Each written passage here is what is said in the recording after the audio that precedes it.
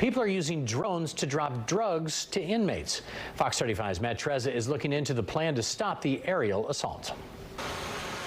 Jail staff couldn't tell me whether or not contraband had already been dropped into the Orange County Jail from above, but they say they already have the money to try to keep it from happening.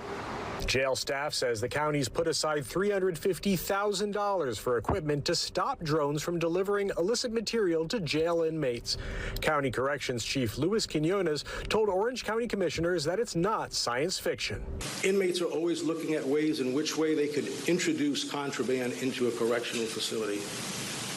They utilize drones, believe it or not. Commissioner Myra Uribe says corrections officers have some of the toughest jobs in law enforcement.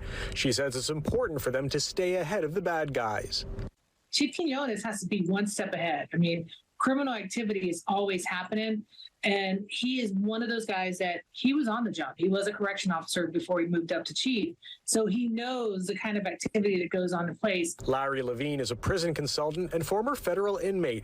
He says the tech may help, but it has its limitations. It has GPS built into it. It knows where it came from.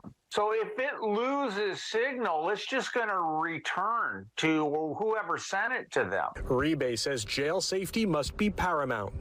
Safety's got to be number one. I mean, when you think of the men and women, I mean, these guys are on 365 days, 24/7 working. You want to limit any kind of exposure to anything happening and also losing control of what happens in the inmates, too.